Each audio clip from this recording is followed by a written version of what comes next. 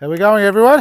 Well, I spoke about this earlier on. I said I was going to build something over these beds to cover them because I'm sick and tired of the birds digging it over, as many of you are the same. This is the builder frame kit. Well, it's really the corner pieces, which is a metal one, and you use garden stakes, your typical 20 mil by 20 mil garden stakes or thereabouts, and you've got to cut them to length. You've got to stake them in, or you've got to screw them to a frame like this upright box that I have. And the bird netting is designed to fit perfectly over one of these, basically 1.2 by 1.2 and approximately 1.8 high. I mean, not from there to the ground, but the actual netting itself. So that works a treat, and it needs, obviously you need some tools, you need hammers, drills, saw to be able to cut it and frame it up properly. But if you don't or can't do one of those, well, the team's brought this one back out again, the Flexi garden frame. Now, we had this many years ago in a green form, and I'm sure many of you still got some of those old frames. They've brought it back out to try and bring costs down for everybody and make it work better. And I think I've just made a big boo-boo here. What have I done? Did I take these from here or from there? 4 and 1, 2, 3, 4. Let's build it up. Let's see how efficient we can be with this. So I'm going to go with a slight tilt. Well, I'm not going to go straight. The hub itself has got a centerpiece which you can put a post in there or an upright. Then you've got 1, 2, 3, 4 in a cross section, which if I lift it up for you, are straight, pointing out straight. And then you've got another set of 4, but these ones are on a slight angle, just to give you an idea what it looks like between the two. That is when you use either one of them. So that's the straight one, that's the angled one. So you've got a bit of a peak at the top. Help. All right, I've worked it out. We've got long, medium and short, and I'm using the short ones to create the frame on top. To give you an idea what I'm talking about is just to get it to sit over the square neatly.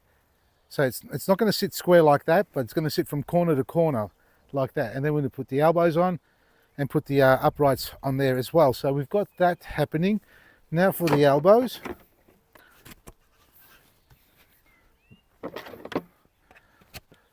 And now the uprights.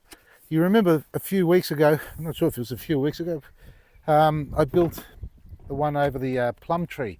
That's a 2.4 by 2.4 square, and then it goes up to 2.8 high. That was really good. This is going to be 1.8 high, and the last piece is on there. So we've got the long and the short on the uprights and the medium length in the middle. So we've just finished this one. Okay, now this one here is the medium size frame, because a few weeks ago I built one that was 2.4 by 2.4 by 2.8 high. That's ideal for large trees, obviously pruned down to suit the size of the netting. This one here is a 1.8 high, which is ideal for dwarf trees. Now I've got it sitting over this raised bed, but I was going to see if it sits in here, and if I do put it in here, it might sit a bit, well, actually it might sit just as high as the bed next door. There we are, there's an idea. Lean over like that. We go over here. Wow, that's cool. Now it does wobble a little bit. That's different, isn't it? Hey, it's not bad. I suppose we could just push these down a bit if you want them a bit lower. And I suppose this is good for plants like tomatoes. If you're growing tomatoes in a raised bed, well, at the end of the day, we're just trying to find better solutions and easier solutions in protecting our gardens without having to use insecticides, fungicides and all that sort of stuff. You know what I'm talking about. So, and netting, especially with birds and other pests. Now you don't want to stop the bees getting in here, so I suppose you can put bird netting over the top if you've got that, or just the boxed insect netting like that one there. Now that's the 1.8 high, and this is the Flexi garden frame 1.8 high, and I already constructed this one.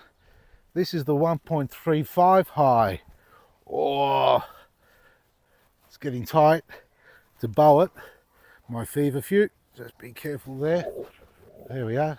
Have a look at that with the kale sticking out of the top. It's just there. You know what? Oh, delicious. You know what I love about the Flexi frame as opposed to the other ones? It doesn't snag. Oh, not bad. I could not do that with the builder frame and the hardwood. There is no way in hell I could throw it over the top that easily and get away with it. There you go. So folks, what do you reckon?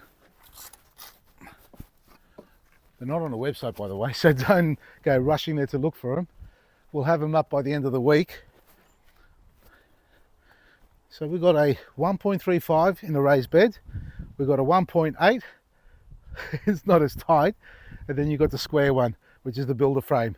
So make sure that you keep it nice and tight on the large ones. Peg it down properly so the birds don't get all tangled up. But when it comes to raised garden beds like this in the veggie gardens, too easy. That was really easy to build, a lot quicker than it would have been with the builder frame. So if you're not inclined to use the builder frame, which requires a few tools and a little bit of trade experience, get yourself one of these ones. They will become available on our website.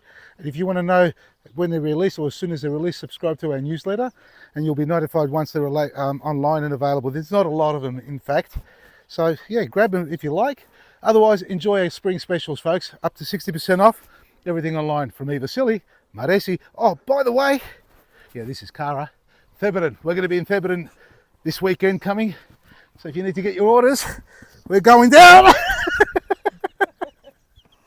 Oh, I'm not itchy. This is nuts. What are you doing, girl?